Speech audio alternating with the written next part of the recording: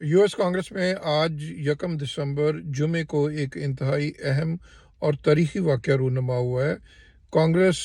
ने congressman George Santos की रुकनियत मनसूख कर दी है और उन्हें कांग्रेस से बेदखल कर दिया है। जॉर्ज सैंटोस का ताल्लुक रिपब्लिकन पार्टी से था और उन पर इल्ज़ाम ये था कि उन्होंने अपने इंतखाबी फंड्स में खुर्द-बुर्द की है और इंतखाबी फंड्स को अपने ज़ाती मकासद के लिए इस्तेमाल किया है। ये बात जॉर्ज सैंटोस के मुंतखब होने के फौरी बाद मंजर आम पर आ गई थी और उसके बाद एक कंट्रोवर्सी जनरेट हुई थी कि जॉर्ज सैंटोस जो है वो कांग्रेसमैन बनने के अहल भी हैं या नहीं। लेकिन चूँकि वो कांग्रेसमैन मुंतखब हो गए, उन्होंने अपने ओहदे का हल्फ उठा लिया, लिहाजा वो कांग्रेस में तो पहुंचने में कामयाब हो गए। लेकिन उन पर आयद जो इल्ज़ामात थे उन इल्ज़ामात ने मुसलसल उनका पीछा किया और कांग्रेस में एक करारदाद मंजूर की गई कि जॉर्ज सैंटोस की रुकनियत को ख़त्म किया जाए। इन इल्ज़ामात पर पहले जॉर्ज सैंटोस के ख़िलाफ़ हाउस की एथिक्स कमेटी और सब कमेटी ने बाकायदा हेयरिंग्स की और एक 60 सफ़े की रिपोर्ट मरतब की और इस रिपोर्ट को मरतब करने से पहले तकरीबन 1000 से ज़ायद सफ़ात पर मुश्तमिल मुख्तलिफ शवाहिद जो थे उनका भी जायज़ा लिया गया और 60 सफ़ों की रिपोर्ट जो थी उसमें ये करार दिया गया कि जॉर्ज सैंटोस पर जो आयद इल्ज़ामात हैं वो दुरुस्त हैं और जॉर्ज सैंटोस जो है इंतखाबी फंड्स की खुर्द बुर्द में मुलव्वस करार पाए गए हैं। इस रिपोर्ट के आने के बाद जॉर्ज सैंटोस पर ये दबाव था कि वो मुस्ताफ़ी हो जाएं। उन्हें कांग्रेस के ऐवान ज़ेरी, जिसको हाउस ऑफ रिप्रेजेंटेटिव या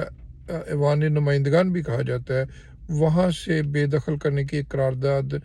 मंजूर करने की कोशिश की गई, लेकिन वो मंजूर ना हो सकी और इस दौरान जॉर्ज सैंटोस पर यह भी प्रेशर रहा कि वो मुस्ताफ़ी हो जाएं, लेकिन वो मुस्ताफ़ी भी नहीं हुए। तो फिर एक दूसरी करारदाद हाउस में पेश की गई कि जो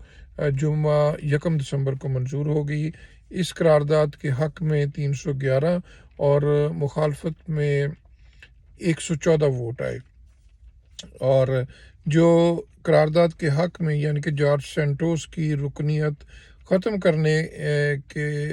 हक़ में जो वोट आए उनमें से 105 वोट जॉर्ज सैंटोस की अपनी पार्टी रिपब्लिकन पार्टी के जो कांग्रेसमैन थे उनके वोट्स थे।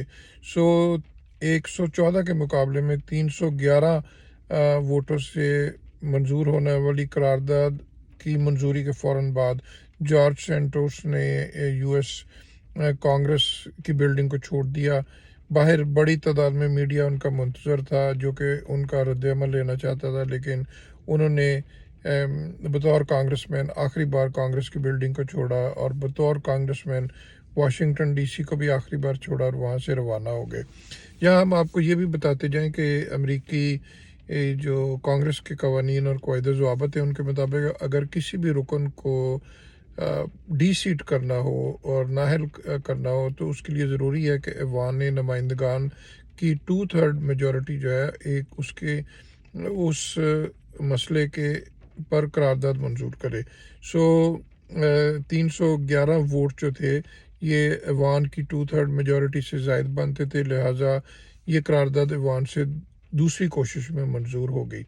और ये जॉर्ज सैंटोस जो है ये अमेरिका की तारीख़ के छठे लॉ मेकर्स हैं जिनको बेदखल किया गया कांग्रेस से या डी सीट किया गया। और इसी तरह जो अमेरिका में सिविल वॉर से लेकर अब तक जितने लॉ मेकर्स को डिसमिस किया गया या बर्खास्त किया गया है, ऐसे लॉ मेकर्स के जो किसी फेलनी यानी कि किसी बड़े जुर्म में कसूरवार करार पाए जाने बगैर जिनको डिसमिस किया गया, तो ऐसा ये मुनफरद वाक़या अपने तौर पर, और ये ऐसा वाक़या अमेरिका में सिविल वॉर्स के बाद अब पहली बार ऐसा वाक़या हुआ। जॉर्ज सैंटोस की लॉन्ग आइलैंड न्यूयॉर्क से कांग्रेस की सीट खाली हो गई है। अब न्यूयॉर्क की गवर्नर कैथी होकल स्पेशल इलेक्शन का ऐलान करेंगी। ये सीट रिपब्लिकन पार्टी ने डेमोक्रेट्स से छीनी थी। इस पर पहले डेमोक्रेट्स को इस सीट पर یہ سیٹ ڈیموکریٹس کے پاس تھی، اور اب ایک بار پھر اسپیشل الیکشن جو ہی اناؤنس ہوں گے تو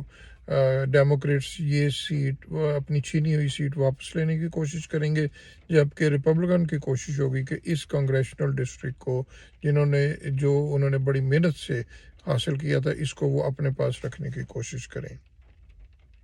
تھینک یو۔